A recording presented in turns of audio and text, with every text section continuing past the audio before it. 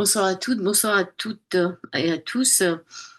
Charles Maxence Layet sur le printemps des ovnis, l'hypothèse extraterrestre, les faits, le mythe aux éditions First Edition, avec une préface de Didier Van Kovelen.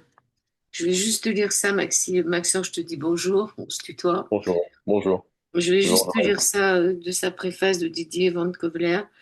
Que les grandes puissances humaines tentent-elles de faire croire à une menace imminente pour justifier la militarisation de l'espace? Plus loin, il dit, à moins qu'elles nous estiment si arriérés, il parle des, des civilisations hein, de l'espace, toxiques et butées, que notre Terre ne représente pour elles qu'une plaque tournante, une boîte postale, un support pour communiquer au moyen de croque-circle avec d'autres civilisations de l'espace, une hypothèse vexante et émise jadis du haut de sa chaire de la Sorbonne à la Sorbonne par le biologiste Rémi Chauvin. Tu étais au courant de cette Bah, en, hypothèse? en tout cas, dans les années 80, avant que Rémi Chauvin n'aille à la retraite, hein, il faisait partie, en tout cas, d'une science ouverte qui, avec aussi le professeur Rocard, avec plusieurs comme ça grands pontes de la science française, il y avait donc toute une culte, il y avait tout un courant de pensée qui était dans une science ouverte et qui était tout à fait prêt à envisager des vies différentes, des consciences différentes. Et toute la démarche scientifique est justement de questionner ces hypothèses et de, je vais pas dire fabriquer des expériences, mais en tout cas d'aller explorer ces directions-là plutôt que de les renier a priori, et donc du coup d'être confronté parfois à des phénomènes qui défient le modèle scientifique, mais dans un contexte de science ouverte, justement, ces phénomènes qui défient le modèle scientifique, ça permet d'amener des nouvelles théories qui viennent rénover les modèles scientifiques. C'est comme ça que la physique quantique est arrivée dans les années 1900, à la suite des questions de points noirs qu'il y avait dans le nuage, de questions dans le ciel, de deux nuages qui restaient dans le ciel et qui étaient des questions récurrentes dans les années 1899, par exemple. Ouais, mais en 80, il y avait déjà des croque-circles. Oui, les premiers 80, de mémoire, les premiers crops ont dû apparaître en 77, je crois, Ouais. en Angleterre. Et c'est en 82-83 qu'on a commencé à en entendre parler en France.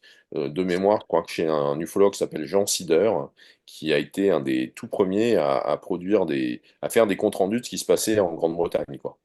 Ok. Donc, je t'ai pas présenté. Hein. Tu es journaliste scientifique formé à l'ethnologie. Tu t'appelles Charles Maxence Layet. Tu as fondé la revue Orps, L'autre planète aussi, et rejoint plusieurs collectifs sur le phénomène des ovnis. Tu es également l'auteur d'ouvrages et de documentation sur les nouvelles technologies de l'énergie et de la cyberculture, tels que Sous le feu des ondes sur Arte en 2009. Tu as été l'assistant parlementaire pendant 14 ans de l'eurodéputé Michel Rivasi, décédé bizarrement en octobre 2023. On est d'accord? Oui, oui, en tout cas, elle est décédée soudainement. Elle n'est pas Très décédée soudainement, bizarrement. très très soudainement.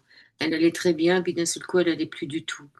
Alors justement, en juillet 2023, au Parlement européen, la question des données et qui demandait qui faisait quoi, c'était important justement en juillet 2023, juste avant novembre 2023. Il se posait la question au Parlement européen sur les ovnis. De qui faisait Euh, quoi.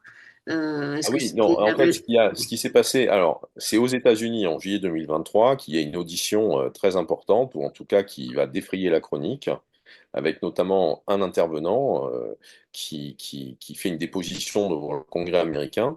Et aux États-Unis, quand on fait des dépositions devant le Congrès américain, on jure sur la Bible qu'on va dire toute la vérité. Donc, et c'est dans le cadre de ces discussions-là qu'il a avec les députés, enfin avec les sénateurs, là, que il va dire que oui, il y a des équipes au sein du gouvernement américain qui sont spécialisées dans la récupération d'objets extraterrestres qui se crachent sur Terre. C'est arrivé à plusieurs reprises, et y compris la récupération de matériel biologique. Voilà, ça se passe en juillet 2023 aux États-Unis. Et ce qui se passe, c'est que en Europe, on a un député européen qui commence à poser des questions à la Commission européenne sur qu'est-ce que vous savez sur les ovnis, qu'est-ce que vous avez comme données, comment vous partagez les données, comment vous mutualisez les données. Est-ce que vous êtes en discussion ou en partenariat avec des autorités nationales au sein de l'Union européenne et la Commission va mettre 2, 3 mois à répondre parce que ça se passe via un outil de communication qu'on appelle des questions écrites, qui est donc un outil très formel, public, qui permet à n'importe quel parlementaire du Parlement européen de poser des questions à la Commission européenne ou à d'autres institutions européennes, mais en tout cas, il pose sa question publique et puis on va dire que la commission a 2 mois pour y répondre. Et là, la commission va mettre 3 ou 4 mois avant de répondre que circuler, il n'y a rien à voir, on ne s'occupe pas de la question des ovnis, euh, c'est du ressort des autorités nationales et c'est absolument pas, ça fait pas partie des compétences européennes, donc on s'en occupe pas. Il va y avoir comme ça plusieurs questions jusqu'en février 2024 posées par le même député, qui en l'occurrence est un député vert, qui était un député portugais qui s'appelait Francisco Guerreiro. Et donc, Guerrero va poser plusieurs questions et à chaque fois, la Commission européenne va répondre non, non, non, on s'en occupe pas, non, non, non, on ne sait rien, non, non, on est au courant de rien. Oui, parce qu'il cherchait surtout à disposer d'un endroit sûr aussi où pouvoir mettre Ouais, toutes ces données. c'est ça, c'est-à-dire un endroit sûr, c'est le fait que si des pilotes d'avion, si des militaires, ou en tout cas, parce que comme au niveau des pilotes d'avion, il y a un espèce de bureau de coordination européen des vols civils, hein, des avions de ligne, qui vont traverser plusieurs pays européens et traverser plusieurs frontières. Donc, par rapport à un pilote qui atterrit en France, mais qui a vu un ovni au-dessus des Pays-Bas en ayant décollé depuis l'Allemagne, hein, depuis la Suède, bon, ben, donc, auprès de qui il se tourne? Est-ce qu'il se tourne vers une autorité de l'aviation suédoise?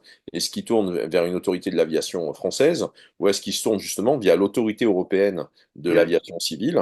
Et donc, est-ce que l'autorité européenne de l'aviation civile est en mesure de mettre en place un formulaire type en ligne qui permet aux pilotes d'avion de pouvoir témoigner de quelque chose? Mais une fois que ce formulaire a été rempli, où vont les données? Combien de temps vont-elles être conservées? Qui va y avoir accès? Est-ce qu'elles seront publiques ou est-ce qu'elles seront sécurisées, c'est-à-dire privées? On peut avoir une version publique avec certains détails et une version privée où il y a plus de détails, y compris le nom du pilote.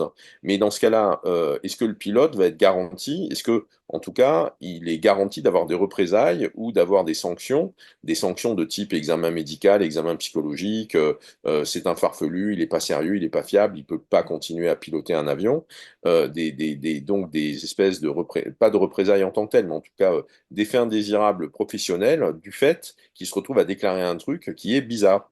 Donc voilà, c'est toutes ces idées-là que regrouperait la notion d'un endroit sûr où on peut faire des dépositions. Alors toi, une fois que Michel Rivasi est décédé, donc, je pense que ton boulot s'est arrêté. Oui, tout à fait. Enfin, j'aurais pu continuer avec d'autres députés européens au sein du Parlement européen, mais j'ai préféré effectivement mettre un terme à cela, vu un peu la soudaineté de son départ.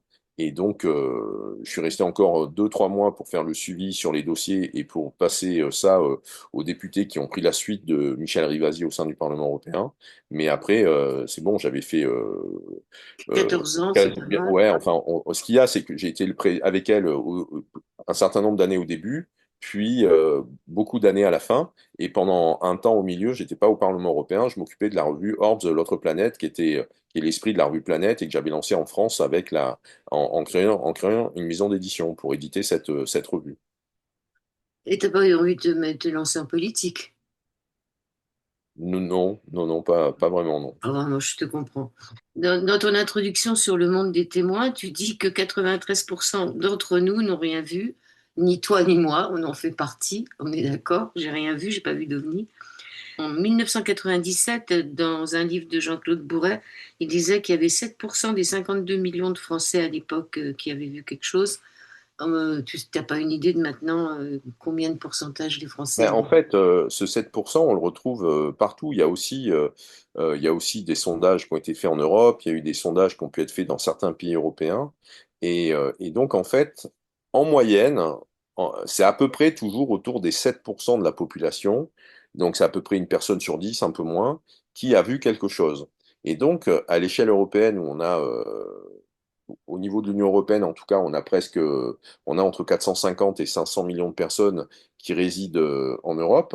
Bon, ben, ça fait quand même près de 300 ou 400 000 personnes qui ont vu quelque chose, qui ont déjà vu des lueurs bizarres dans le ciel ou qui ont vu des objets étonnants euh, quel que soit leur pays, tout pays confondu, quoi. Alors en 2023, c'est pas vieux, le ministre de l'Industrie Roland Lescure a comparé les témoins d'OVNI à des personnes alcoolisées. Ils en sont où encore maintenant là? Ah, disons que ça, c'est effectivement c'est une forme c'est une réponse qu'a donnée un membre du gouvernement, d'un précédent gouvernement, qui a été très très mal reçu par la communauté UFO, parce qu'en fait, c'était un espèce d'engagement qu'avait pris le gouvernement de répondre à des questions qui allaient être posées en ligne. Et donc, il y a eu, le bruit s'est répandu parmi toutes les assos ufologiques, et ce qui fait que tous les membres des réseaux se sont mobilisés.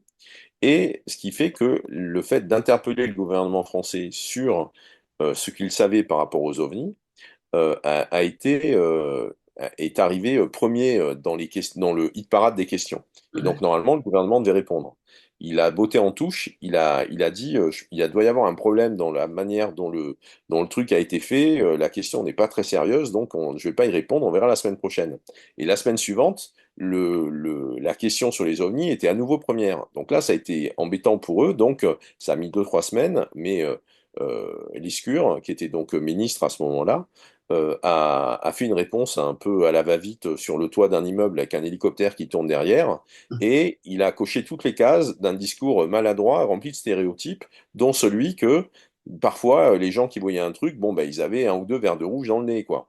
Et ça, bon, ben, c'est à la fois stupide comme position parce que c'est extrêmement caricatural et c'est erroné, et en plus c'est insultant pour le travail, y compris que font des instances en France comme le GEPAN, qui est l'organisme créé en 1977 au sein du CNES, qui est un peu le bureau des ovnis de l'administration française et qui est en lien avec qui est en lien avec les dossiers, avec les procès-verbaux de gendarmerie qui concernent les observations d'ovnis, puisque quand des personnes déclarent, il y a à peu près 700 à 800 déclarations par an d'observation d'OVNI en France, quand les personnes téléphonent ou vont voir la gendarmerie pour déclarer, il y a un formulaire qui est rempli, un formulaire qui est dédié, il y a une procédure dédiée aux questions OVNI, au recueil de témoignages, et il y a le rapport part en double exemplaire, une copie pour le GEPAN et une copie pour les archives de la gendarmerie. Et cette procédure ou ce formulaire, c'est depuis 1963 à 1964 que que la gendarmerie en France a mis en place une procédure dédiée pour recevoir le témoignage de quelqu'un qui avait observé un ovni. Donc, franchement, la réponse qu'a fait Lescure, elle est assez pitoyable, et surtout, elle en dit long quant à- au manque de connaissances sur le sujet, y compris de la part de ses conseillers. Oui, c'est même méprisant. Tout à fait. C'est du mépris. Alors pourquoi Eduardo Rousseau dit qu'un ovni, c'est comme le test de Rorschach? Bah, en fait, c'est parce que par rapport à l'observation qui va se passer dans le ciel, moi je suis un peu du même avis que lui, hein. C'est-à-dire que on va avoir une observation dans le ciel et en fonction de nos histoires, en fonction de nos croyances, en fonction même de nos imaginaires, de est-ce qu'on est fan de science-fiction, est-ce qu'on est ingénieur aéronautique ou est-ce que on fait des cauchemars pendant la nuit, et bien en fait on va pas le décrire, on va pas même si objectivement, on ne sait pas ce qu'on a vu, et bien en fait, le sens qu'on va mettre dessus, il y a des personnes, ça bouleverse leur vie, ça va les obséder, et pour d'autres personnes, au contraire, c'est juste un phénomène qui passe dans le ciel, et puis ben, on verra bien un jour ce qui se passera. Donc ce qui fait que le test de Rorschach, vous savez, c'est cette histoire de taches qu'on va voir sur une feuille, et on peut voir un papillon, on peut voir une fleur, on peut voir différentes choses par rapport à ce qui se passe en nous au niveau psychologique et qu'on va projeter sur la feuille. Ça n'empêche pas que ce qui est sur la feuille, ça existe, hein. C'est la manière dont on va nous l'habiller de sens et essayer de le raccrocher à notre signification qui fait que ça va orienter l'observation dans un sens ou dans l'autre. Et moi, c'est effectivement ce que j'ai pu découvrir et ce qui me captive sur la question des ovnis, c'est en fait l'extrême richesse humaine du sujet. C'est assez extraordinaire. Savoir qu'il y a eu dans les années 80, par exemple en France, il y a eu jusqu'à 900 associations locales départements confondus, hein, qui étaient des associations qui suivaient les questions d'OVNI. Euh, j'ai participé à des veillées où le soir, on est en train de regarder le ciel, à regarder les étoiles. Mais c'est officiellement une veillée OVNI. C'est pas une veillée étoile d'astronomie, c'est une veillée OVNI pour voir si on verra des OVNI. Va y avoir On a donc tous ces cas et tous ces dossiers, y compris les traces au sol, qui sont des cas très solides et qui, bien sûr, posent la question de l'origine de ces objets, en tout cas de ces atterrissages, de ces rencontres rapprochées. Il y a des aspects psychologiques, il y a des aspects militaires, il y a des aspects économiques. On baigne dans un monde, là, pour le clin d'œil, aujourd'hui, j'ai mis un t-shirt avec un alien comme ça dessus en termes de motifs. On a des graphistes, on a des designers qui, depuis les années 60, se sont mis à l'image faire des dessins. Enfin, la question des ovnis et des aliens est rentrée dans la pop culture, au-delà même des films hollywoodiens qui auraient tendance, pour 90% d'entre eux, à nous décrire les rencontres avec des ovnis ou des extraterrestres comme étant des rencontres hostiles. Donc, la question ovni, et ça, moi, je ne l'imaginais pas avant de commencer à m'intéresser au sujet, la question ovni, c'est une question extrêmement humaine, profondément humaine, et en tout cas, moi, en tant que journaliste, c'est ça qui m'intéresse, c'est le fait d'aller à la rencontre des impacts sur les humains du phénomène ovni. Oui, alors après la vague de 54, l'ufologie est née en France d'un mouvement provincial profondément populaire. C'était la province, hein. Ça partait pas des villes. Ben, c'est parce qu'en fait, en 54, on a la fameuse vague de 54. Mm. Il y a eu près je sais plus, 3000 observations ou 6000 observations. Enfin, il y a eu plusieurs milliers d'observations pendant à peu près 2 mois, quoi. Et ça, on le sait parce qu'il y a eu il y a eu des thésards, il y a eu des étudiants en thèse d'histoire à l'université qui ont repris toutes les coupures de presse qui ont existé dans les médias de l'époque. Et c'est comme ça qu'on arrive à ces chiffres-là. Et même pire, on a eu, il y a sans doute dans les 300 atterrissages qui ont été déclarés, hein, à la presse avec des témoins, et il y aurait une centaine de rencontres rapprochées. Alors, bien sûr qu'une partie de justement, une partie de tout cela, peut-être des canulars, peut-être des blagues que des piliers de bar ont pu faire, mais ça n'est qu'une partie, ça n'est pas l'ensemble. On a eu, sur un temps rapproché, énormément de phénomènes d'observation dans toutes les régions de France et donc et principalement et énormément dans les campagnes. Et ce qui fait qu'on a eu deux députés français à la fin en novembre 54 qui ont posé des questions en Mendes France, qui ont posé des questions au gouvernement comme on peut voir aujourd'hui et ça a été les premières questions qui ont été officiellement posées dans un parlement dans le monde. Ça s'est passé dans un parlement français et ça s'est passé donc en novembre 54 et c'est ça qui a déclenché, c'est Mendes France derrière qui a créé la première cellule OVNI au sein de l'armée française pour étudier le phénomène. Donc, effectivement, moi, je qualifie ça d'ufologie populaire parce que c'est des gens qui n'ont rien demandé, qui se baladaient à vélo, qui se baladaient dans leur champ, qui ont vu des boules lumineuses, qui ont vu des humanoïdes poilus qui ressemblaient à des cônes, qui ont vu de- des formes étonnamment variées en termes de silhouettes extraterrestres et aussi qui ont pu voir donc des objets se poser, des lumières dans le ciel, etc., etc. Aimé Michel, qui était un chercheur français très à la pointe en matière de philosophie et de journalisme scientifique sur les sujets un peu paranormaux, Aimé Michel a qualifié tous ces événements qui sont déroulés et qui ont fait l'objet, hein, d'articles de presse, c'est ça qui est intéressant, de festivals d'absurdité. Et donc, pour moi, ça c'est une des premières clés pour approcher le phénomène, enfin la question ovni sous l'angle humain, sous l'angle de la société, c'est que ou en tout cas, moi je suis en faveur d'une ufologie populaire, pas d'une ufologie qui est réservée aux élites, mais une ufologie qui nous concerne tous et qui est accessible à tous. Oui, il y a le film Valençol 65, c'est ça? C'est ça, Qui est le paru il n'y film a pas qu'a fait longtemps. Dominique Filleul, ouais. J'ai beaucoup aimé. Tu l'as vu, le film? Oui, oui, tout à fait, je l'ai vu à plusieurs reprises. Ah, moi, j'ai beaucoup aimé ce film, vraiment. Et là, tu dis dans ton livre que finalement, je crois qu'il s'appelle Massé, le monsieur s'appelait Mas, Victor Mas, je sais Oui, plus. Maurice Masson. Maurice, ouais, et qui est décédé en 2004. Ouais, 2000, ouais, début des années 2000. Ouais. Il n'a pas tout dit. Exactement, et il y a des choses qu'il a, alors sa famille nous le confirme, hein. À un moment donné, euh, il a demandé à ses petits-enfants de venir, aux petits-neveux, tout le monde, aux jeunes générations, et il leur a parlé une fois, un après-midi ou une fin de matinée, de ce qu'il avait vu, et il leur a dit, voilà, maintenant je vous l'ai dit, maintenant j'en parlerai plus. Et donc il a sans doute vu plus de choses que ce qu'il n'a dit. Il a sans doute vu à plusieurs reprises des ovnis ou des trucs qui ont pu se poser. Est-ce que et pas simplement l'observation principale qui a fait couler beaucoup d'encre, qui a fait démarrer le dossier chez les gens à la gendarmerie et dans la presse. Nous, on était à Valençol là, cette année en juillet, à plusieurs chercheurs là-bas, et on a pu rencontrer des amis de Maurice Mas de l'époque, ou des gens qui avaient 17 ans et qui étaient allés sur le site pour aller voir la marque, pour aller voir la trace de l'atterrissage de l'objet un peu bizarre. Et donc, la mémoire de Valençol vit encore au niveau de la manière dont il y a encore des témoins vivants là-bas.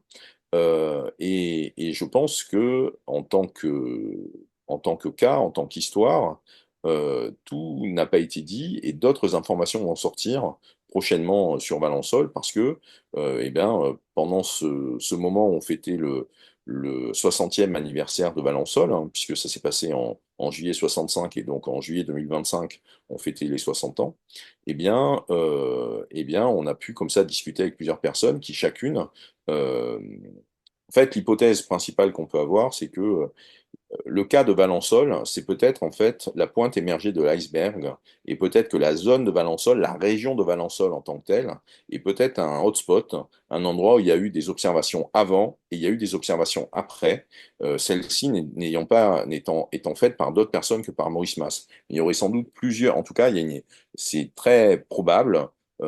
C'est une hypothèse, c'est une hypothèse qui est extrêmement plausible qu'il y ait eu plusieurs observations sur plusieurs années autour de 1965 et peut-être même encore aujourd'hui ponctuellement.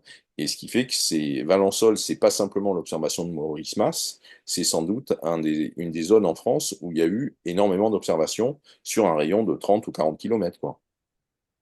Oui, ça se passe pas loin de... C'est dans la vallée de la Durance, hein, c'est entre Sisteron et Aix-en-Provence. D'accord. En tous les cas, bon, le film est magnifique. Moi, j'ai beaucoup aimé.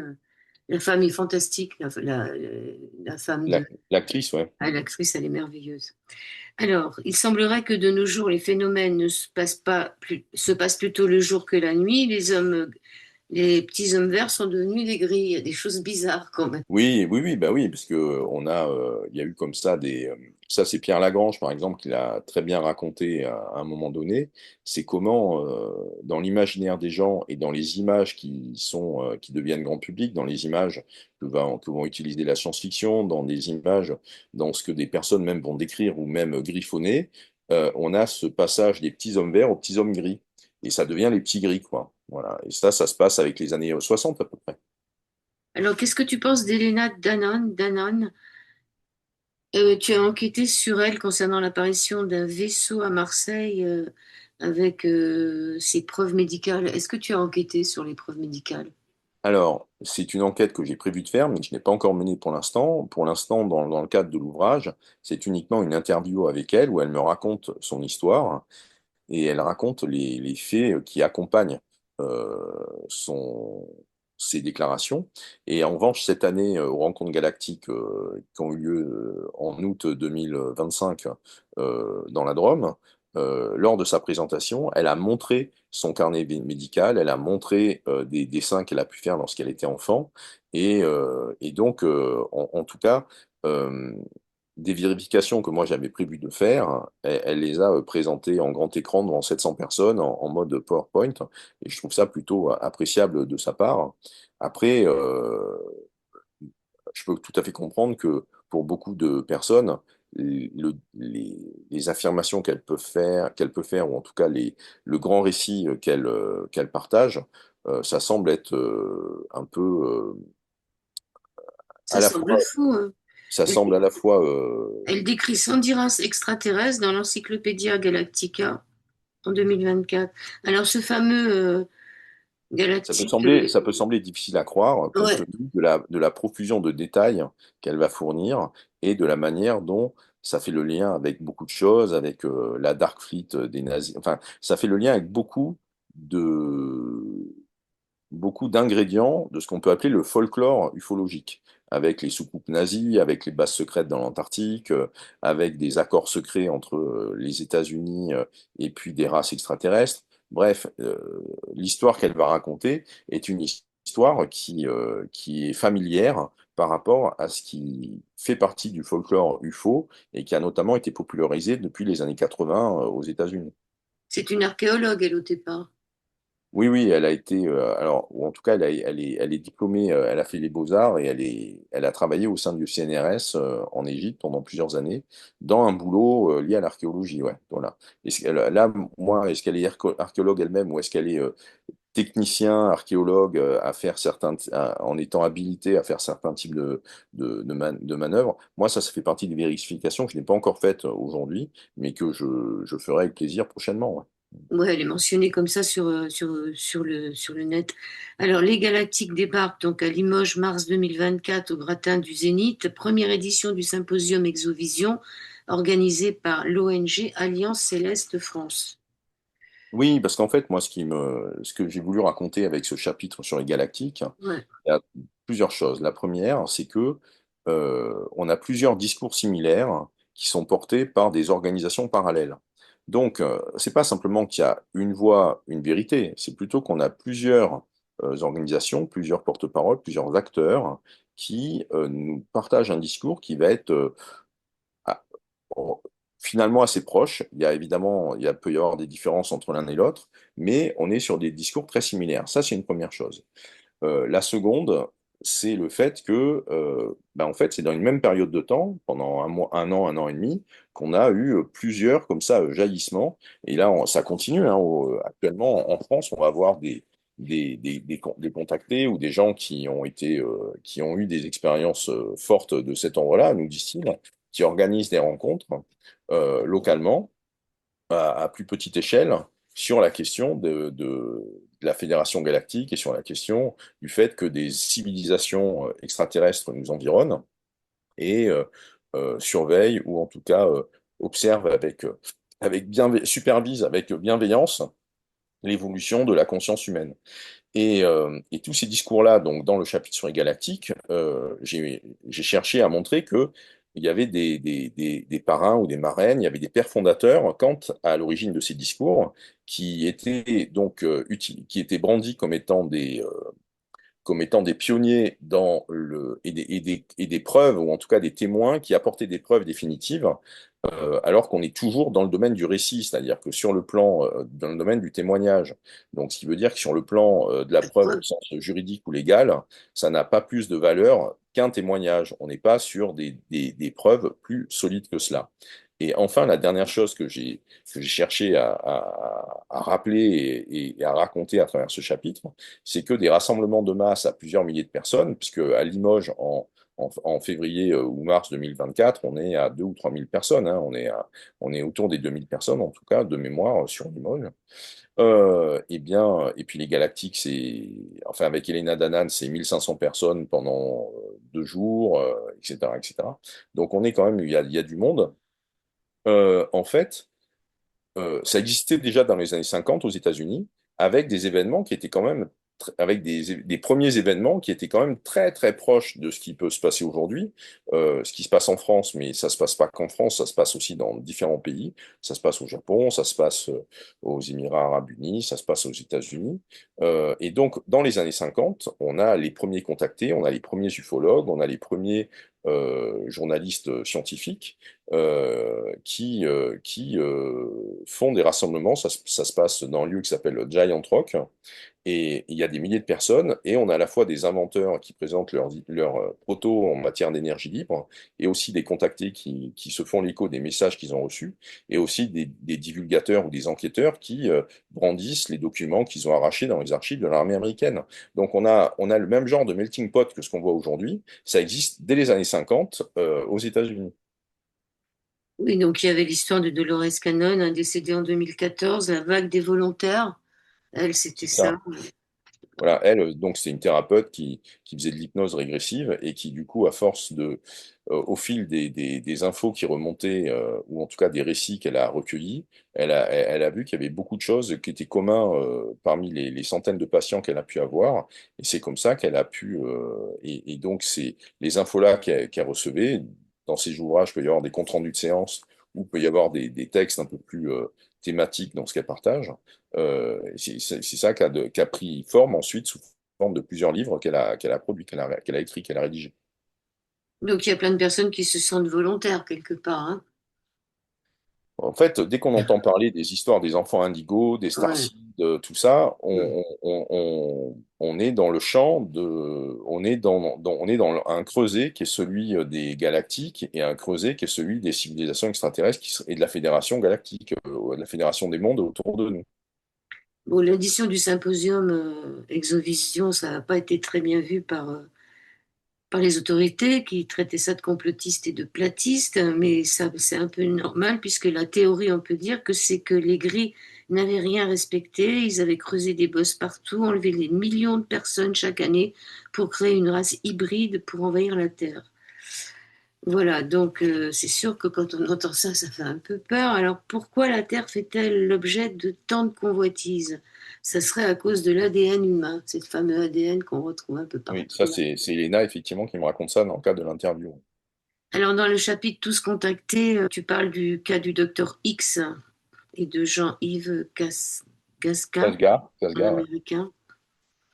Un Français qui a été pendant des années sur les antennes de Radio France, hein, pour évoquer, pour son émission, qui s'appelait Les Boulevards de l'étrange. C'est aussi lui qui a créé le festival Sciences Frontières, qui est un festival que beaucoup de gens aujourd'hui ont oublié, mais qui était le point de rendez-vous annuel de ce qu'on appelle les saventuriers, donc les savants, les scientifiques qui n'avaient pas peur de sortir des sentiers battus.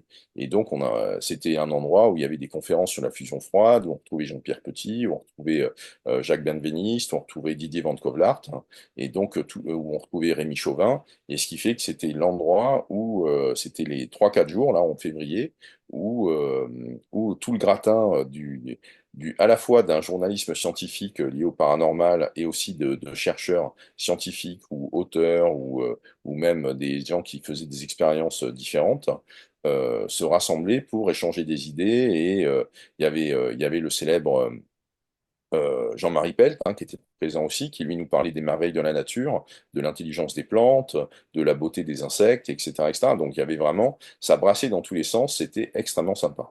Et ça, c'était Jean-Yves Casga qui était à l'initiative de ce festival. Un chapitre sur Fanfare de l'UFOtainement, le site web de l'Académie To The Start. Oui, Ça oui, m'a, bah, ouais, ça m'a fait rire. Lancé en 2017. oui, oui, ben ouais, en fait, l'infotainment, c'est comment l'industrie du divertissement occupe la question OVNI pour fabriquer des programmes qui sont un peu, qui utilisent de l'image de synthèse, qui vont être un peu fantaisistes dans la façon. On va faire de l'audience en étant spectaculaire sur la question OVNI. Et derrière, ça se décline, le côté lucratif va se décliner avec du merchandising, avec de la publicité, avec des goodies, des mugs, des t-shirts, des choses comme ça. Et donc, dans ce chapitre-là, j'explore vraiment tout le côté mercantilisme et publicitaire qui utilise le côté ovni. Il y a même toute une partie avec des publicitaires qui expliquent pourquoi ils mettent des ovnis et des aliens dans leurs pubs et pourquoi ça marche et pourquoi donc et pourquoi du coup des stratégies de publicité vont reposer sur le fait de mettre une voiture haut de gamme en présence avec une soucoupe volante et des extraterrestres qui vont s'ébahir devant la voiture haut de gamme. Oui, et aussi le fait que tu as les humains qui sont trop occupés à regarder leur smartphone et qui ne voient pas des grilles qui débarquent sur Terre. C'est le descriptif d'une pub, c'est la marque de fabrique là, d'une pub qui a été faite il y a 2 ans et qui a été faite par le réalisateur Martin Scorsese. Et cette pub-là qu'a fait Scorsese pour de mémoire, c'était un service en ligne de création de site web.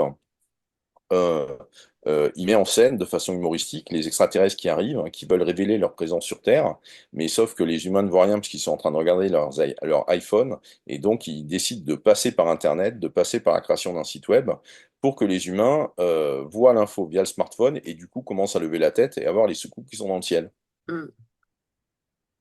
Si Tom DeLonge, avec Oui, le commerce des reliques, un peu comme il y a 1000 ans, des bouts de métal. oui, bah c'est ça. Disons que Tom DeLonge, c'est un artiste du showbiz américain qui a notamment été le chanteur d'un groupe punk rock plutôt pour ados, quoi, et qui a décidé de consacrer une part non négligeable de ses revenus, de son argent, pour mettre en place une start-up qui à la fois ferait de la recherche en ufologie, qui à la fois va développer le business autour de l'ufologie et à la fois va faire de la fiction autour de l'ufologie. Et l'idée, c'est que ça soit des films, des livres de fiction ou même des documentaires, c'est que c'est la fiction UFO qui va permettre de ramener de l'argent pour financer la recherche sur la réalité UFO. Ça, c'était un peu le principe de To The Stars. Malheureusement, au niveau du côté start-up, ils ont un peu, à un moment donné, ils n'ont pas réussi à lever assez de fonds et donc la startup n'a pas pu vraiment grossir et mettre en œuvre tout ce qu'elle avait en tête. C'est pas lui aussi qui était avec Elizondo, là? Ah ben oui, oui, c'est-à-dire que tous ceux qui voulaient faire avancer la question la question des ovnis aux États-Unis entre 2017 et 2021, ils étaient tous ensemble, notamment via To The Stars, hein, via Mm. cette organisation. Chacun son boulot. Il y avait ceux qui étaient sur les innovations aéronautiques, ceux qui étaient sur la divulgation des archives du Pentagone et ceux qui étaient sur le fait de raconter d'histoires d'ovnis fictifs, quoi. Voilà. Ton livre s'appelle Le printemps des ovnis. En 2023, au printemps, l'histoire des ballons sondes et des missiles tirés par les avions de chasse. C'est pour ça que tu as intitulé ça Le printemps des ovnis. Non, pas tout à fait. Je l'ai appelé le printemps des ovnis parce qu'en fait, quand on met bout à bout toutes les tendances et tout ce qui se passe, euh, moi, pour cet ouvrage, j'ai pris vraiment les lunettes du candide, hein, de la personne qui débarque et qui, du coup, va voir un peu tout le monde ou discute un peu avec tout le monde. Quand on débarque sur le sujet, qu'on ne connaît pas le sujet, il y a énormément d'informations disponibles, il y a énormément de chaînes YouTube, enfin voilà, donc il y a une quantité de matière délirante. Il y a plus de il y a plus de 600 livres qui ont été produits sur les ovnis depuis 20 ans. Enfin bon, c'est un truc de dingue. Et donc, j'ai vraiment fait mon candide en allant voir comme ça des gens qui étaient des experts du domaine, qui étaient des spécialistes, que ce soit des chercheurs ou que ce soit même des personnes qui sont sur le métier de faire passer des informations, de rédiger des dépêches, de faire un travail journalistique sur le sujet. Et puis, et donc, quand on met bout à bout toutes ces tendances, en fait, on se rend compte que ça pulse, c'est extrêmement vivace, et c'est tellement vivace que c'est comme si on était sur une espèce de masse critique qui va faire que ça va encore grossir ou qu'il va y avoir quelque chose qui va en sortir. Et je l'ai plus appelé le printemps des ovnis par rapport à des initiatives société civile, d'ONG, qui s'appelaient le printemps de l'éducation, qui s'appelait le printemps de la santé, etc., etc., qui sont des initiatives qui en fait prônaient une forme de renouveau sur le sujet à la lumière des éléments séparés, montraient bien qu'il y avait une cohérence d'ensemble dans tout ce qui se passait. Et donc, moi, c'est le même état d'esprit qu'il y a à travers la grande fresque et la grande toile d'activité ou de récits ou de comptes rendus d'expériences et de thématiques qui sont abordées dans le cadre de l'ouvrage. Oui, en 2023, il y a aussi Echo Event à la Sorbonne, organisé par Damien Depman et Sarah Wintenheim. Donc, 2023, ça a été une année. Ça, c'est en décembre 2023, ouais. Ouais, mais donc, qu'est-ce qui s'est passé 2024, 2025? Il y a des grosses choses. Eh ben, 2024, il y a les Galactiques qui continuent en France. Là, en 2025, il y a eu des conférences. Il y a eu une grosse conférence là au mois de juin à Carcassonne qui s'appelait Ex Situ, qui était une conférence dédiée aux enlèvements. On a eu en avril, non, pardon, c'est en novembre 2024, on a eu une web série exceptionnelle de qualité. C'est un documentaire en 6 parties. Chaque épisode fait à peu près 50 minutes, qui s'appelle Les Ailleurs, hein, qui est une série qui cumule, qui est d'une beauté c'est extrêmement professionnel et c'est vraiment d'une beauté impeccable. Et ils en sont à plus de 500 000 vues cumulées quoi, sur la série, sur les différents épisodes sur YouTube, hein. C'est une série en français. Et donc, c'est sur YouTube, C'est sur YouTube, ouais. sur la chaîne Les Ailleurs. Sur la chaîne de Inexploré. Si vous voyez un ovni, foutez le camp, disait Jimmy Gieux. Jimmy Si tu Guilleux, vois ouais. un ovni, qu'est-ce que tu fais, toi? Moi, j'aurais plutôt la tendance de faire un pas en avant. Mais en fait, c'est ça, par rapport aux dossiers qui sont en train d'être rendus publics et par rapport aux prises de parole de certains témoins qui avaient gardé le silence jusqu'à présent, on a plusieurs tabous qui sont en train de tomber sur la question OVNI aujourd'hui. Un des tabous, en tout cas un des thèmes dont on n'avait pas conscience, ce sont les ovnis sous-marins. Et un autre tabou, qui lui est un vrai tabou, c'est le fait que euh, si on approche un vaisseau extraterrestre, on va dire en mode de fonctionnement, c'est probablement pas très bon pour la santé. Et donc là, on est avec des dossiers médicaux ou des rapports de dossiers médicaux, des synthèses qui commencent à exister, où il y a il y a par exemple 900 personnes, 900 cas de personnes qui ont été exposées à des rayonnements d'une soucoupe volante, quoi. Et quand elle était en train de décoller, quand elle était en train d'atterrir, etc., etc., et qui liste tous les effets indésirables sur la santé qu'ils ont pu avoir depuis cette rencontre. On a aussi, ça j'ai eu l'information en discutant avec un professeur de droit en Angleterre qui travaille sur comment la question de la vie extraterrestre vient renouveler certaines questions du droit, certaines questions fondamentales, hein, du droit à vivre ensemble, du droit à préserver sa culture, etc., etc. Donc lui, il s'occupe des impacts sur le droit, sur un droit public fondamental de l'hypothèse de la vie ailleurs et de la rencontre qu'on va avoir avec. Et donc, dans le cadre de ses travaux, il a mis la main sur des comptes rendus d'audience, sur des décisions de procès, qui ont acté le fait que des militaires américains ou des fonctionnaires américains ont été recevaient des pensions maladie suite aux problèmes de santé qu'ils avaient, suite aux expositions qu'ils avaient eues avec des objets volants non identifiés dans le cadre de leur métier. Eh ben voyons. Alors, est-ce que tu sais si les archives du CENOC, c'est-à-dire le service des études mystérieuses objets célestes, qui a vécu de 1954 à 1960, a été confié au GEPAN? Alors, pour l'instant, les archives du CEMOC, on ne sait pas où elles sont. Ah bah, En tout cas, elles sont introuvables.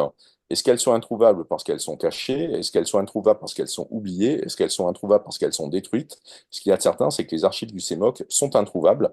Elles n'ont jamais été transmises au GEPAN. Le CEMOC, c'est le fameux bureau des ovnis qui a été mis en place par Mendès France au lendemain de la fin de la vague de 54 et qui a duré à peu près six jusqu'au ans. moment. Ça a duré 6 ans jusqu'en 1960. Oui, un petit peu plus, mais en tout cas, Ouais. voilà. Donc, le CEMOC, et il y a des ufologues, ou des journalistes comme moi qui, dans les années 80, ont discuté avec des anciens membres du CEMOC. Donc, on a une connaissance diffuse de ce qui s'est passé au sein du CEMOC, mais on n'a pas vraiment de suivi tangible. Et donc, on ne peut pas savoir où elles sont. Eh ben non, pour l'instant, on n'arrive pas à les trouver. Il y a eu des historiens qui se sont penchés sur le sujet, qui sont allés aux archives militaires. Pour l'instant, on n'arrive pas à retrouver les archives du CEMOC, si elles existent encore, parce qu'il est possible qu'elles aient été détruites. Alors, on va parler du SEAU, SCEAU, au service de la mémoire ufologique. C'est une association de sauvegarde et de conservation des études des archives ufologiques, née en 1990. Ça, on sait ce qui se passe là. Ah oui, puisque eux, justement, Tout le contraire. le SEAU, sa raison d'être en tant qu'association, c'est de recueillir et de récolter les archives des chercheurs en ufologie en France, par rapport à des chercheurs dont les travaux pourraient disparaître suite à leur disparition, suite à leur décès.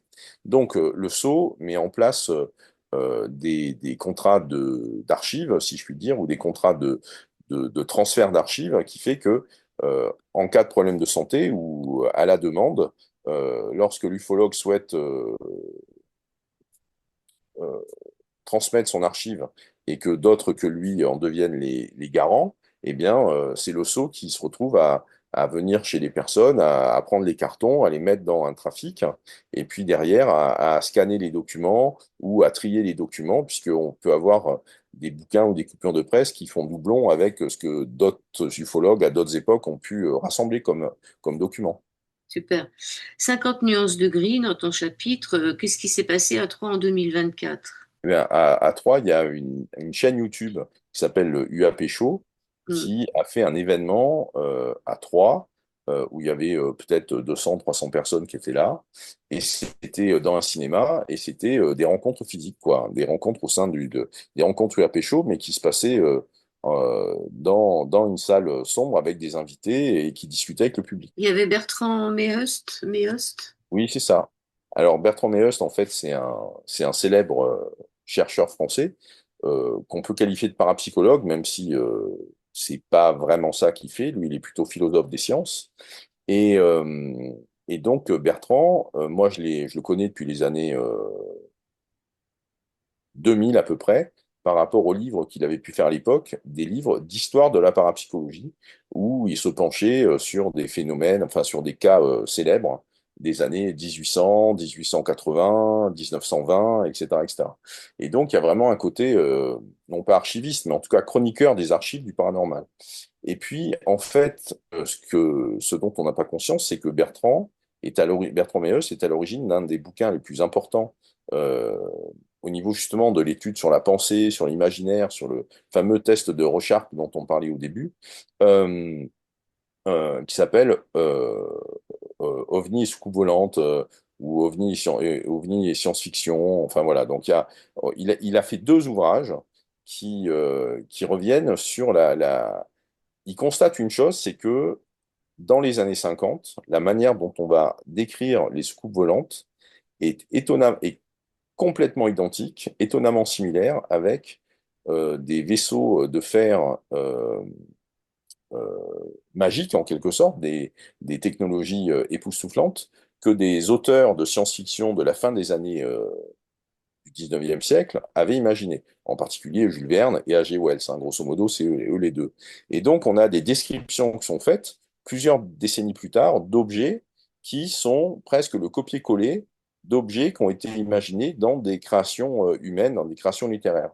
Et ça, donc ça, c'est la thèse de... Et ça, cette approche-là, euh, où Bertrand, ça lui saute aux yeux de voir ces parallèles-là, ça va devenir le fer de lance du courant qu'on appelle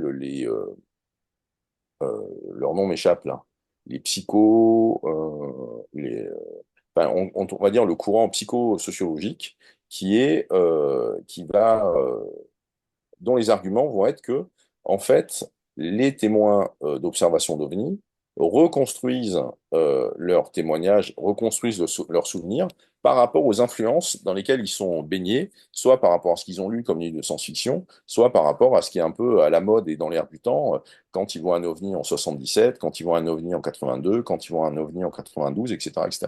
Donc, si par exemple vous allez voir un truc pas longtemps après la vague belge, et que vous avez vu des reportages à la télé sur le sujet, que vous avez lu des articles de presse sur le sujet, bon, ben, vous allez avoir tendance à dire, j'ai vu un truc pareil que la vague belge, ok? Donc, ce qui fait donc l'approche psychosociaux, c'est le fait de dire que les témoignages sont fondés sur les influences culturelles que les personnes vont avoir. Mais c'est pas le point de vue de Bertrand Meust. Le point de vue de Bertrand Meust, c'est qu'on a plutôt un phénomène qui prend une forme, va se présenter d'une certaine manière, et la forme qu'il va prendre correspond à des choses que les humains ont pu créer ou imaginer quelques décennies plus tôt. Ça, c'est plutôt l'approche de Bertrand Meust sur ce dossier. C'est ce que je raconte dans l'interview que je fais avec lui dans le cadre de l'ouvrage. Ouais, tu dis que tout se passe comme si le mythe s'incarnait et que le présent influence la lecture du passé et inversement. Voilà, ça c'est Bertrand qui dit ça. Ouais. Et il parle de structures mythico-physiques, hein, et il prend aussi l'exemple du poltergeist. Le poltergeist, ben, on sait que c'est lié à la présence d'un adolescent. Ça n'empêche pas qu'il y ait des couteaux et des fourchettes qui volent. Hein. Ça n'empêche pas que ça défie la science actuelle. Et pourtant, ça n'empêche pas que ça existe, hein, et qu'on ait des manifestations qui peuvent être extrêmement violentes. Les questions aussi du droit spatial de l'avocate Perrine Bardomeuve, pardon, cofondatrice de l'Association européenne du droit spatial, l'ESLA. Il n'y a pas de droit encore. Ben, On ne sait on pas où a ça un s'arrête. droit, On sait il y pas. a, il y a- il y a un droit, il y a un droit qui existe, hein, mais ce droit spatial qui existe, c'est plutôt un droit qui concerne les fusées, les satellites, les activités humaines, et puis et les contrats commerciaux qu'il peut y avoir entre le propriétaire du satellite, les personnes qui vont acheter les données qui viennent du satellite, etc., etc. Là, on voit très bien que Musk, avec Starlink, avec le réseau comme ça de plusieurs milliers de satellites géostationnaires, enfin pas tout à fait géostationnaires, pardon, de mini-satellites qui tournent autour de la Terre. Il a demandé l'avis de personne. Il a eu des autorisations De euh, qui? de l'autorité des télécoms américaines. C'est l'autorité de télécoms américaine qui lui a donné une Qui finalement autorisation. a tout l'espace, quoi. Voilà. Et, donc, il y a eu des contestations de la part de scientifiques, notamment de scientifiques qui sont avec des satellites météo, mais c'est le lobby des télécoms qui a gagné contre le lobby des scientifiques. Et ça s'est passé de mémoire en 2021 dans des conférences d'arbitrage des fréquences entre les scientifiques qui utilisaient des fréquences électromagnétiques pour leurs travaux de recherche ou pour leur radar, ou pour des choses comme ça. Et puis l'industrie du télécom, Musk en tête, qui eux veulent d'abord mettre des satellites pour occuper les bandes passantes pour que les gens puissent téléphoner avec du sans-fil à haute vitesse.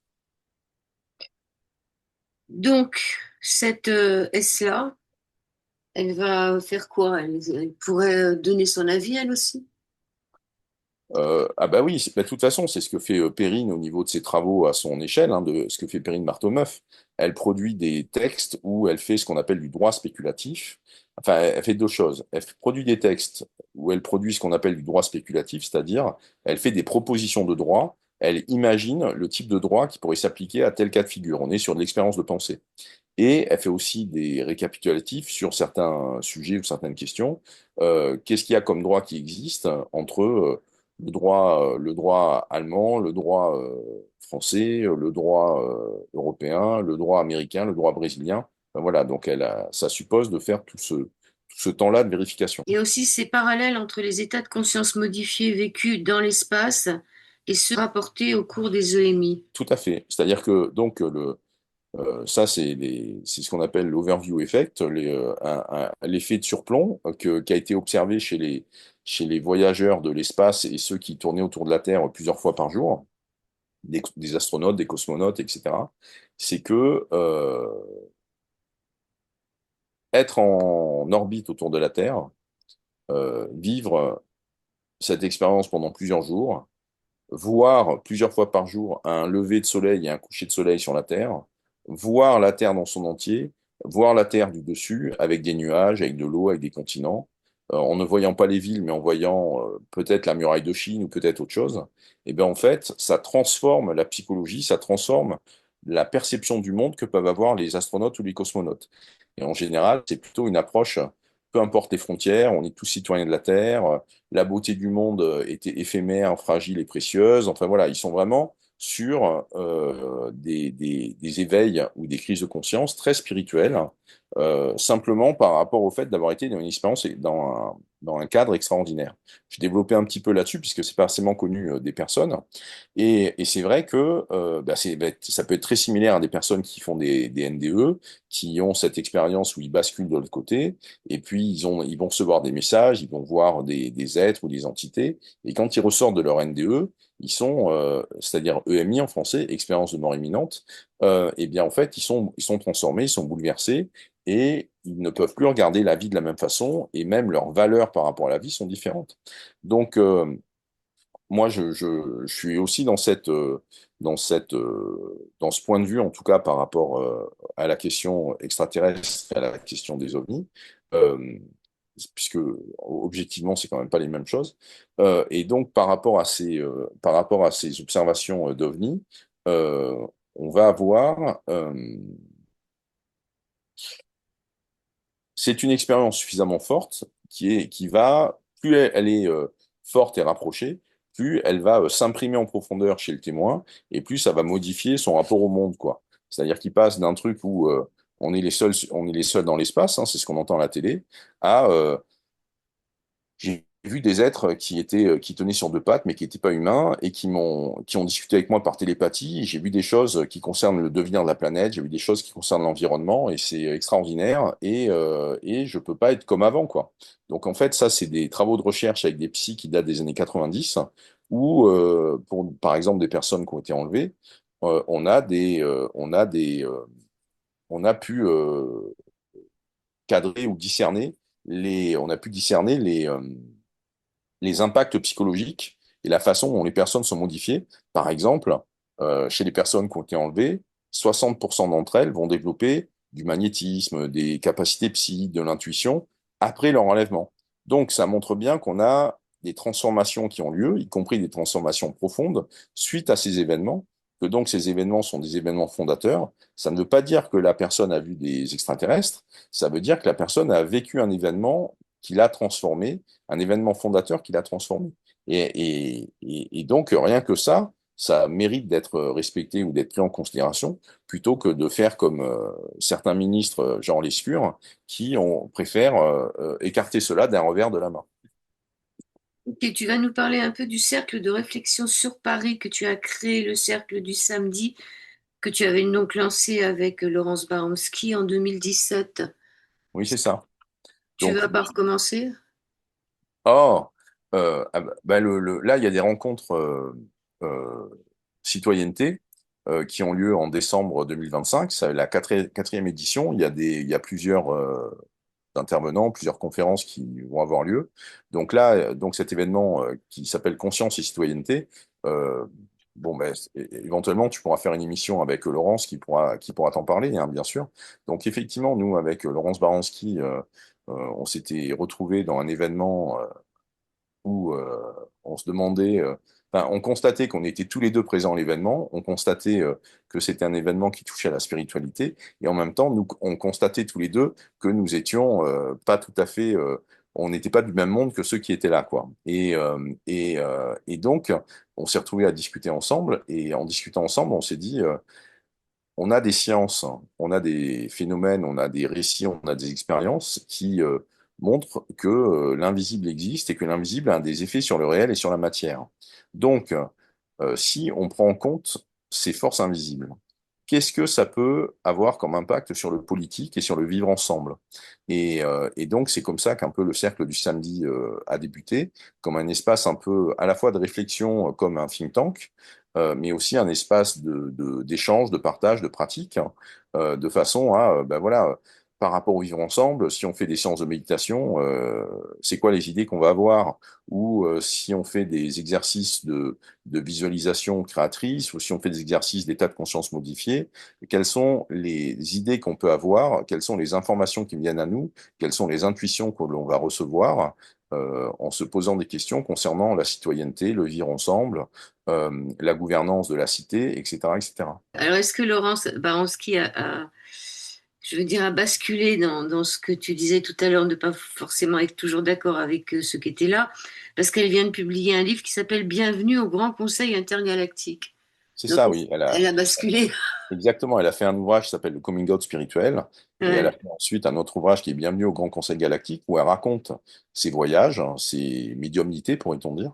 Elle raconte ses voyages et les messages qu'elle a pu avoir quand elle est invitée à siéger.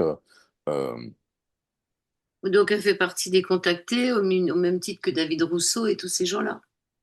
en tout cas, elle fait partie des personnes qui ont reçu des messages et qui ont reçu des messages qui disaient que c'était la Fédération Galactique qui communiquait avec elle. Toi, t'as pas voulu télécharger l'application qui s'appelle CE5 Contact, une application dédiée au contact avec les extraterrestres, hein, qui est payante. T'as pas voulu la Non, télécharger. mais ouais, non, Pas mais ça, besoin c'était de une ça. façon, voilà, c'est une façon de montrer comment le côté lucratif peut être un petit peu Ouais. partout, comment sur les iPhones, on a des applis qui nous invitent à faire des méditations qui vont nous permettre d'entrer en contact avec, enfin, c'est la promesse qui est faite, hein, d'entrer en contact avec des intelligences qui viennent d'ailleurs, mais ce sont des prises de contact qui sont à l'initiative des humains.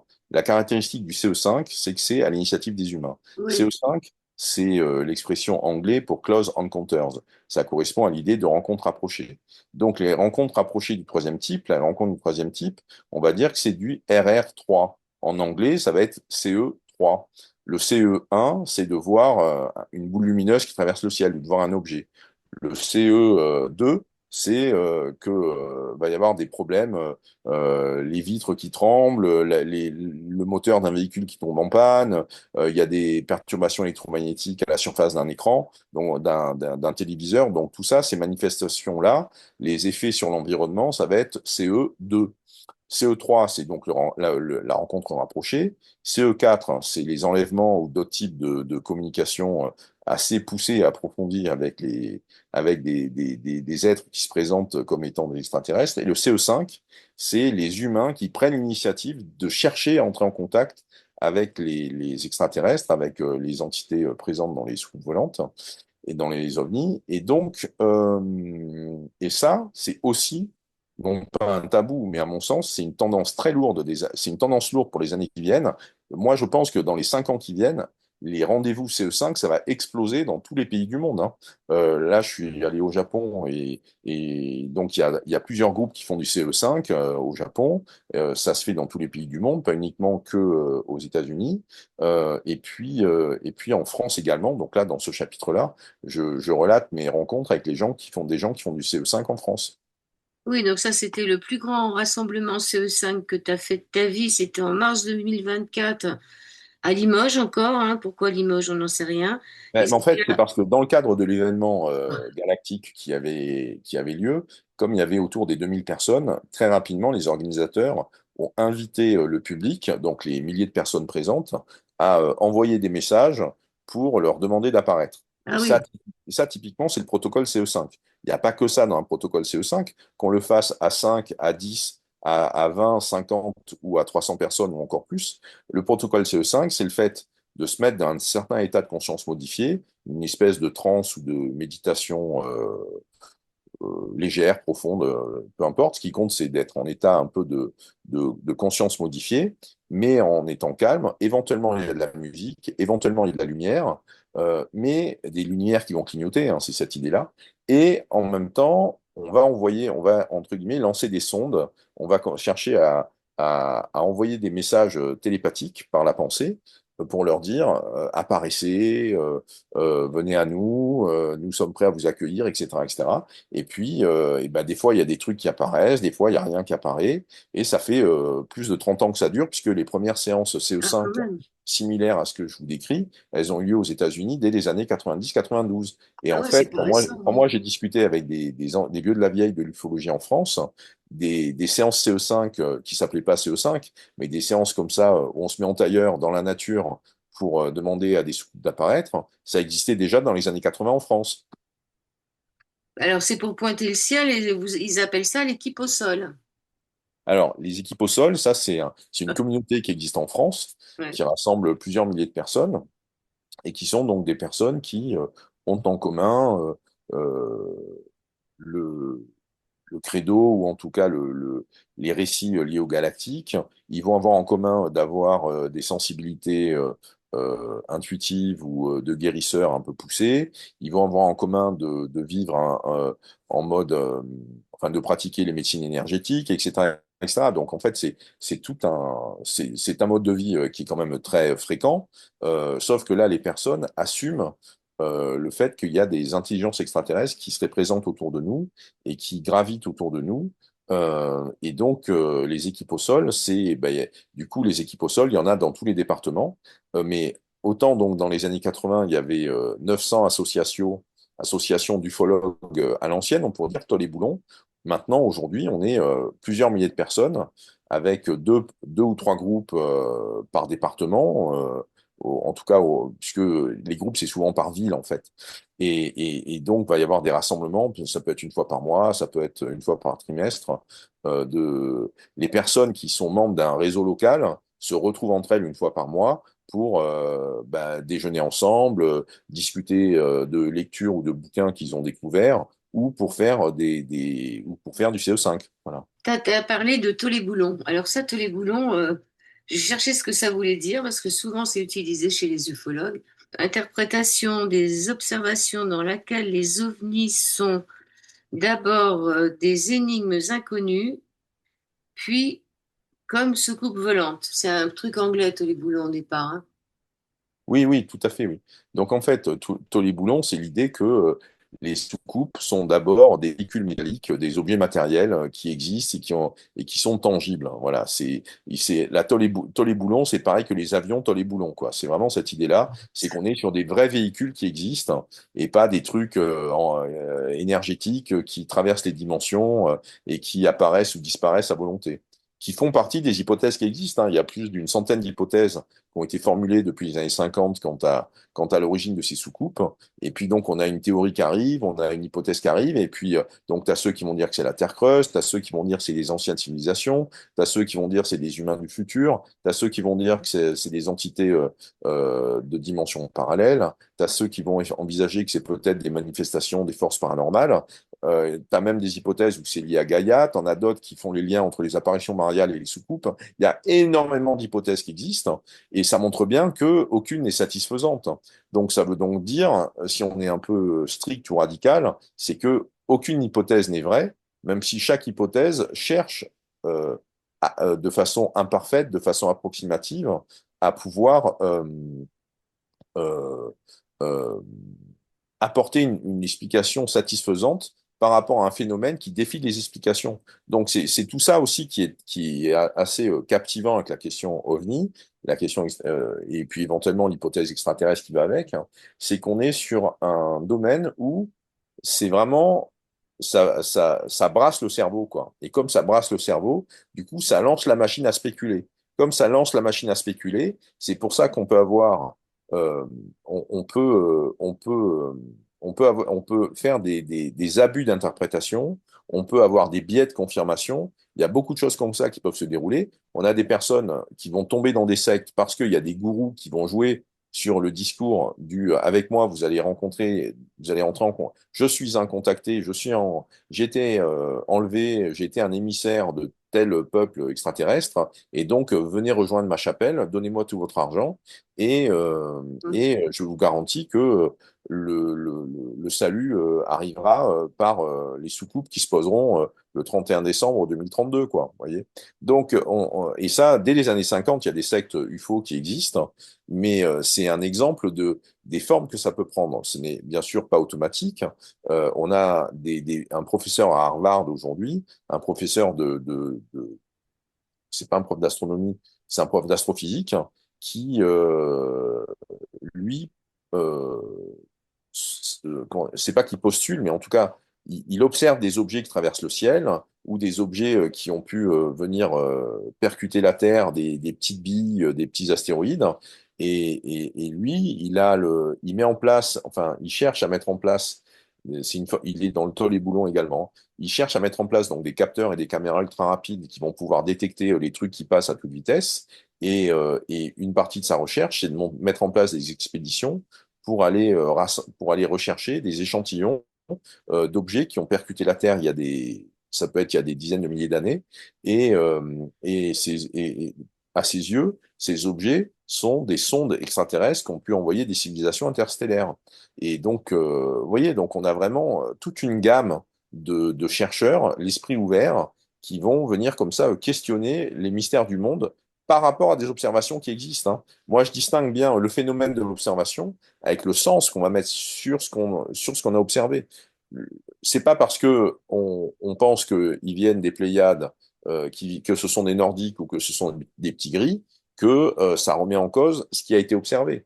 C'est juste que si on pense que c'est des Nordiques ou des petits gris, c'est simplement nous qui faisons ce type de projection et ce type d'interprétation à la lumière du folklore UFO et à la lumière de lectures qu'on a pu faire. Qu'est-ce que tu penses du casque de Dieu de Michael Persinger, Persinger, ouais. ouais, qui a pas très bonne réputation dans le milieu UFO, hein. Oui, oui. Alors moi, j'en pense que du bien de ce dispositif qu'a fait Persinger, parce que donc lui, c'est un neuroscientifique canadien qui a notamment créé un casque qu'on met sur sa tête et qui va envoyer. Il y a des aimants dans le casque et il va envoyer des champs magnétiques pulsés à certains endroits de la tête ou du cerveau, et ça fait que le cerveau va avoir des visions.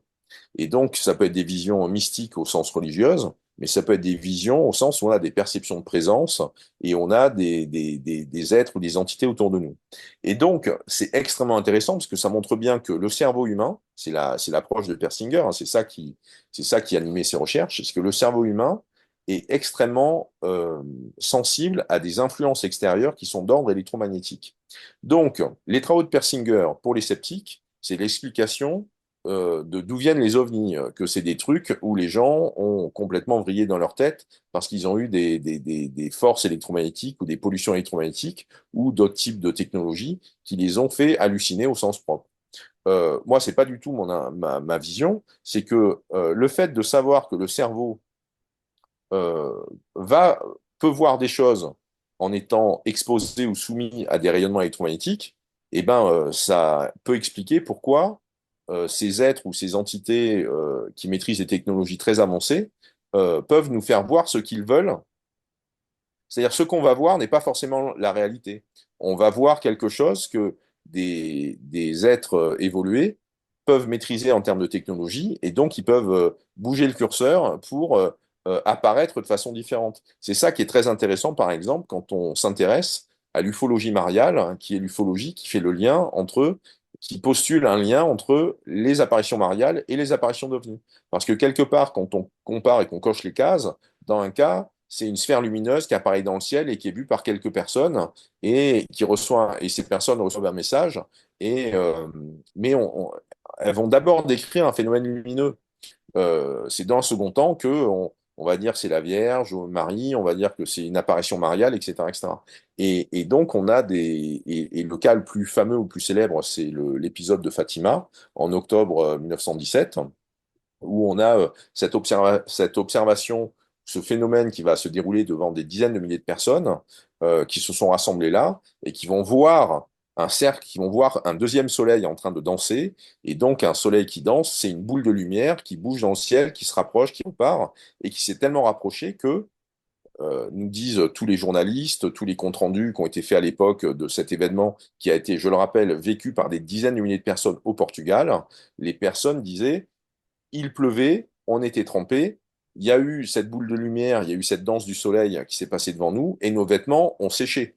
Les vêtements sont devenus secs et étaient moins trempés suite à la présence de cette boule qui a bougé, de ce miracle qui s'est déroulé sous nos yeux pendant quelques minutes. Voilà, donc tout ça, ça vient mettre de l'eau au moulin, qu'il y a une relation entre les questions ovni et les questions d'apparition mariale. Alors justement, les ovnis, est-ce que c'est une nouvelle religion ou une expression religieuse, la religion des ovnis, comme nous dit Diana Pazulka? Oui, bah, Diana Pazulka fait partie des nouvelles voies de la recherche en ufologie. Elle est spécialiste dans l'histoire des religions. Elle travaille notamment dans une université américaine qui est une université privée plutôt d'ordre chrétienne. Et dans le cadre de sa spécialité universitaire, dans le cadre de ses recherches, elle a eu accès à des bouquins dans les archives du Vatican. Elle était spécialisée sur les phénomènes mystiques, hein. Et donc, en feuilletant comme ça des documents des années 1500 ou 1600 qui relataient les, des phénomènes mystiques, des gens qui flottaient dans le ciel ou des gens qui voyaient des lumières, etc., etc., quelques mois après, elle a croisé des personnes qui avaient vu des ovnis, qui étaient décontactés. Et elle a vu que ce qui lui a sauté aux yeux, c'est les similitudes dans les discours qu'il y avait entre ce qu'elle avait lu dans des comptes rendus du XVIe siècle qui concernaient des phénomènes mystiques religieux et le discours que pouvaient avoir des personnes qui disaient avoir eu quelques années plus tôt une expérience avec une soucoupe volante ou avec quelque chose qui était apparu. Et en fait, elle a commencé à regarder ça avec son œil un peu d'anthropologue et un peu d'historienne des religions, et elle s'est dit, moi, ma spécialité,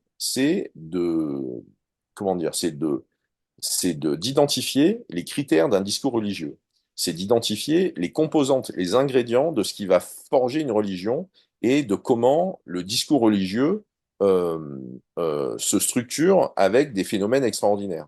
Et en fait, mon analyse, moi, mon hypothèse, Diana Pazulka, c'est que les discours qui ont lieu depuis 20 ans sur la question des ovnis, en fait, ça a toutes les caractéristiques d'une nouvelle religiosité, pas d'une nouvelle religion, hein, d'une nouvelle religiosité qui est en train d'émerger.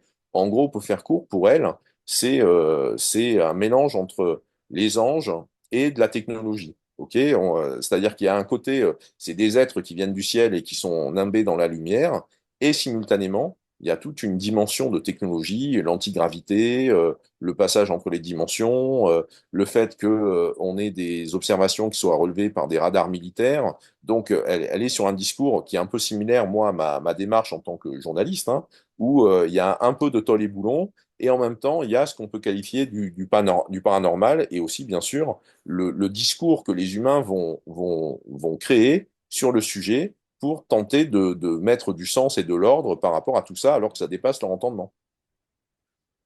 Dernier chapitre, je pense, sur la stratégie de l'éléphant volant, un soft power UFO. Sur la guerre froide, tu dis que dans les années 50, enfin, c'est écrit que dans les années 50,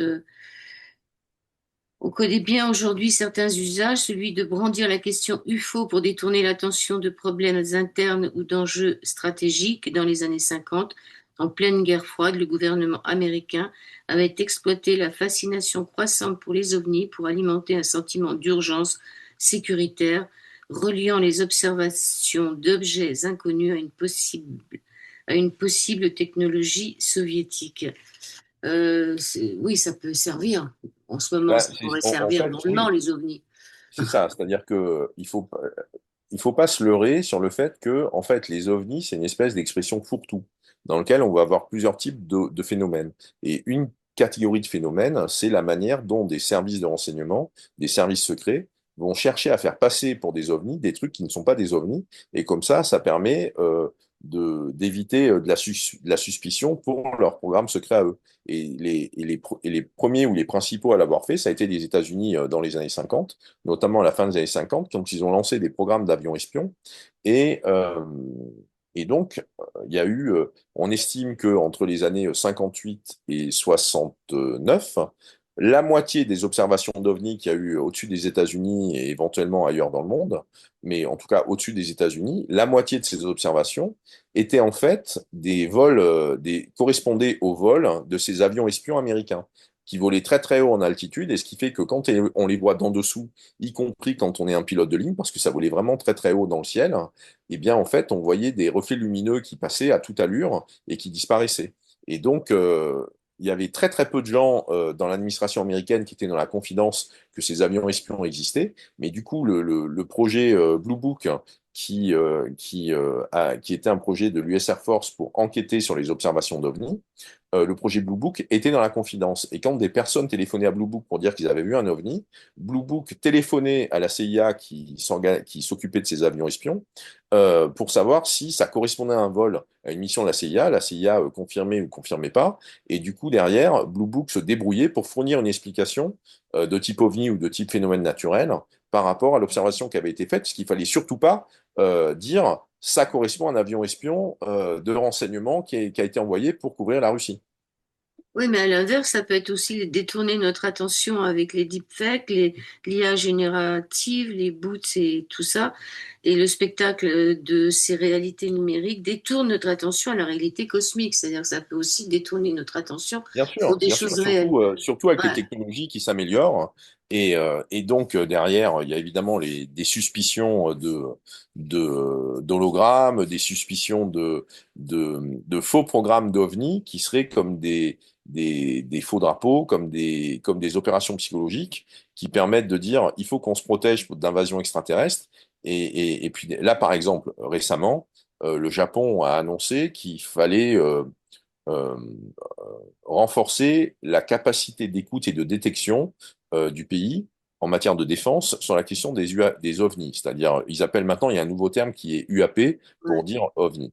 Et en fait, il faut pas oublier que le Japon n'est pas loin de la Chine, et donc plus on va avoir des capteurs sophistiqués pour détecter l'infiniment rapide, l'infiniment faible, des technologies super sophistiquées, eh ben, ça va permettre aussi de détecter les éventuels prototypes ou innovations de l'armée chinoise. C'est la guerre des étoiles. Je rigole. C'est le retour de la guerre des étoiles, ouais. Ouais. Alors, Charles Maxence, dernière question. Le manifeste UFO Punk, c'est quoi ça? Bah, écoute, oui, bah, qu'est-ce que tu en as pensé du manifeste UFO-Punk d'abord? Tu peux en lire un bout si tu veux. Les ovnis ne sont pas une affaire d'élite, ils appartiennent à l'humanité. C'est en gros, si on prend l'approche un peu punk, qui est une approche un peu libertaire, qui est une approche un peu hostile au système, il faut comprendre que si on regarde un peu sur du temps un peu plus long, un peu plus large, les observations d'OVNI, c'est d'abord les militaires qui les font, parce qu'eux, ils ont les avions pour voir dans le ciel.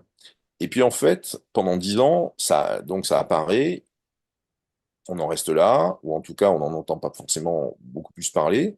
Et on va avoir, avec les années 50, et notamment les années 52, 54, on va avoir des observations, voire des rencontres même, qui ne se font pas avec des militaires, mais qui se font avec des gens de la société civile. Donc, ça court-circuite le contrôle sur l'information que voulaient faire les militaires. Après, ça rentre dans les médias, ça rentre dans Hollywood, ça rentre dans les émissions télé. Et il se passe des trucs comme ça dans les années 60-70.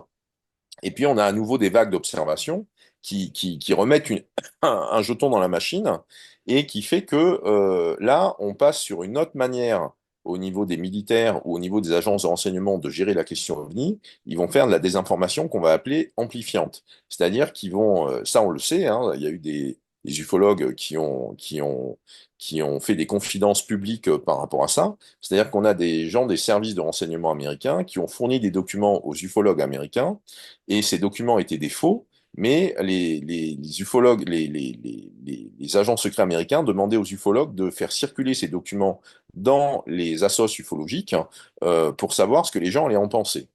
Et il se trouve que c'est ce qu'il y avait dans ces documents, c'est ce qui devient après le fonds de commerce ou le folklore qui va être présent dans la série X-Files, qui apparaît que les années 90. Donc ce qui fait que quand on regarde la série X-Files, les histoires de petits gris, d'hybridation, de bases secrètes, c'est des informations qui ont été disséminées dans des documents écrits, rédigés par les services de renseignement américains dans les années 80.